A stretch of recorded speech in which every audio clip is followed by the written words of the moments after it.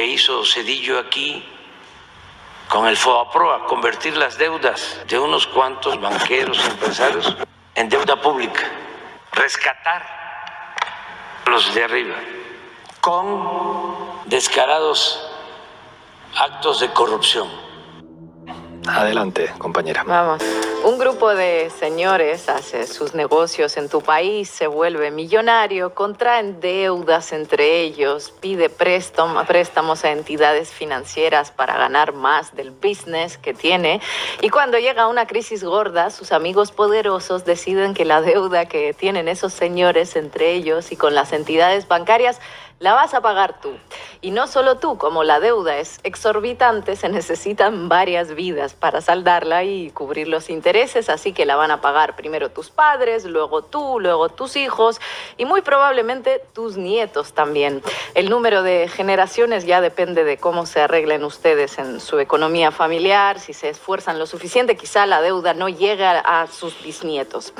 Imagínate nacer, crecer, trabajar, morir y pasarte toda la vida pagando de tu dinero una deuda que no es tuya ni tampoco de ningún familiar tuyo, que te vino dada por alguien con quien compartes solo el pasaporte. Para poder pagarla tienes que ahorrar en todo lo demás, obvio. Pasarás la vida buscando las alternativas más baratas a todo o directamente no atendiendo determinadas necesidades porque tienes ese lastre.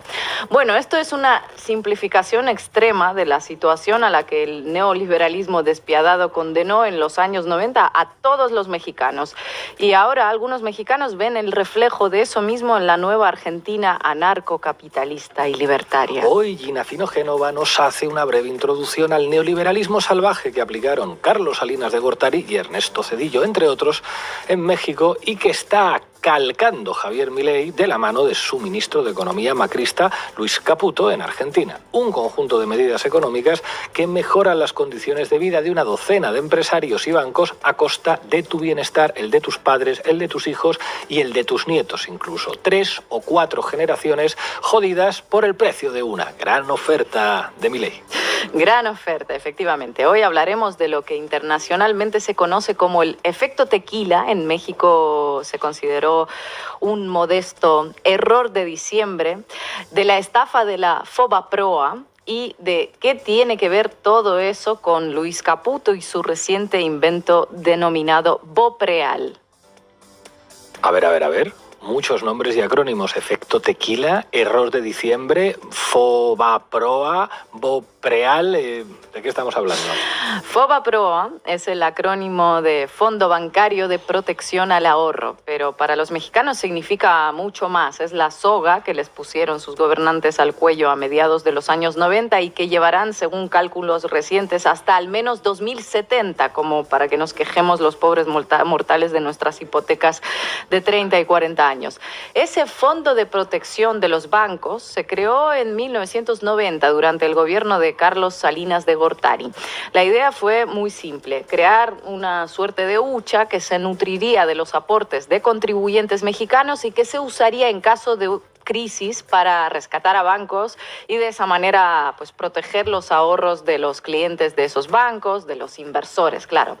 4 años después, en 1994, como resultado de las políticas económicas neoliberales de Carlos Salinas de Gortari, llega una crisis gorda. Para que se entienda su potencia, se le denominó el efecto tequila, y los que alguna vez sufrieron de resaca por beber tequila en exceso lo entenderán.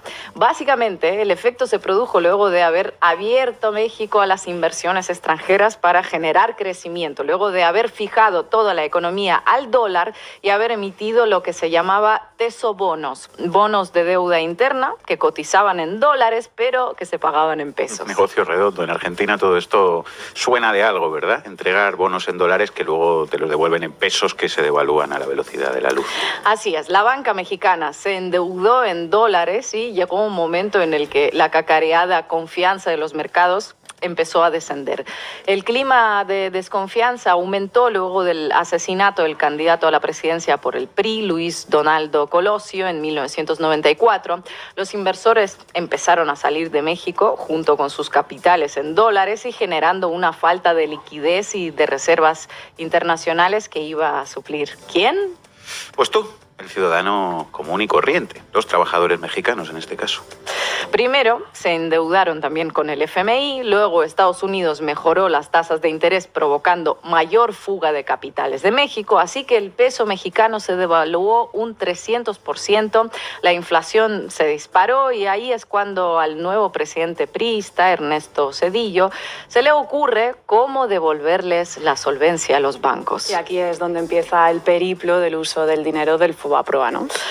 Efectivamente, el 12 de diciembre los legisladores del PRI y el PAN votan a favor de rescatar a los bancos y empresas privadas con dinero público del Fobaproa, con muchísimo dinero público, de hecho. En los siguientes 4 años, el Fobaproa absorbió la deuda de los bancos privados, que en 1999 constituyó el 11% de la economía de todo México. Llegó a 552,000 millones de pesos. En los años posteriores siguió creciendo porque, claro, los bancos y empresas privadas se cobraron con dinero público las deudas que se contrajeron entre ellos y posteriormente fueron a la bancarrota. Los intereses, las comisiones y su propia deuda se quedaron para que lo pagaran los demás. Así, según La Jornada, hoy las obligaciones financieras por esta operación superan el 1,5 billones de pesos, un 10% aproximadamente del PIB mexicano, casi el triple del gasto en educación pública que se realizó en 2019, por ejemplo. Dice el periódico que 1 de cada 3 pesos que debe el sector público es por asumir esas deudas. Se calcula que todos los mexicanos, como ya he dicho, tendrán que pagar el lastre del Fobaproa hasta como mínimo el año 2070. ¿Y los responsables de esta gestión qué tal están? El expresidente Ernesto Zedillo, viviendo en Estados Unidos y dando clases de democracia y libertad a los gobiernos latinoamericanos, sentado en la misma mesa con José María Aznar, Sergio Moro y Felipe Calderón, impartiendo lecciones a gobiernos populistas y diciendo que las de AMLO son recetas del pasado. Por su parte, el expresidente Felipe Calderón, que juraba y perjuraba en los 90 que votaría en contra de ese rescate y que terminó votando a favor, tranquilo viviendo en España. Carlos Salinas de Gortari, cuyos shots económicos causaron el efecto tequila, es ciudadano español desde 2022. Bueno, ahora escuchen cómo recuerda Andrés Manuel López Obrador los momentos en los que se debatía la aprobación de ese rescate. Y empezaron con la patraña, empezaron a sostener que si le iba bien al de arriba, le tenía que ir bien al de abajo, que si llovía fuerte, goteaba abajo. Por eso fue lo del Fobaproa, que realmente era una justificación para saquear, para robar. Era una oligarquía, un gobierno oligarca.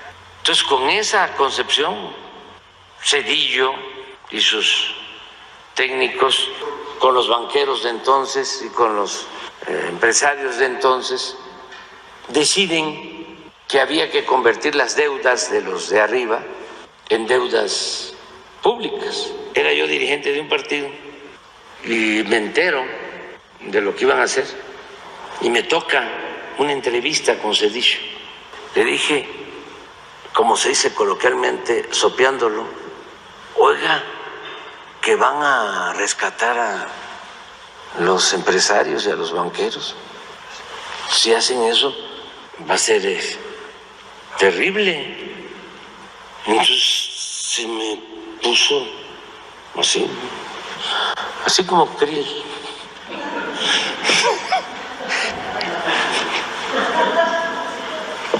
¿Y qué quiere que hagamos? Claro que tenemos que rescatar a los de arriba para que se rescate a los de abajo y rescatemos el país. Se me puso como un krill, dice AMLO en referencia a los gestos y efusividad de un político del PAN, Santiago Krill. Por cierto, López Obrador escribió un libro sobre esta estafa al pueblo mexicano titulado Fobaproa, expediente abierto.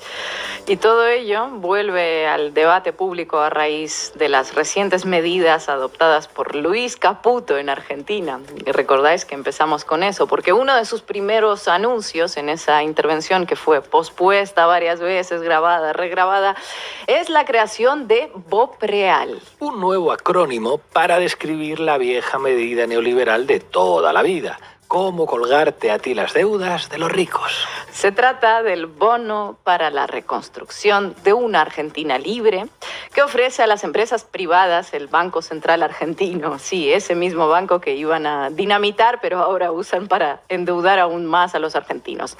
Emitirán el bono en dólares, que esas empresas podrán devolver luego en pesos, antes del 2027. Unos 30.000 millones de dólares en bonos que se aprobaron por decreto y sin autorización del Congreso, porque, como recordamos, Caputo tendrá la libertad de endeudar más y más sin preguntarle a nadie, tal y como dispuso Milei en su ley ómnibus. Libertad para las entidades privadas de endeudarse a costa del contribuyente, libertad del contribuyente para pagar las deudas privadas hasta el año 2070 o 2100, depende de cuánto se esfuercen.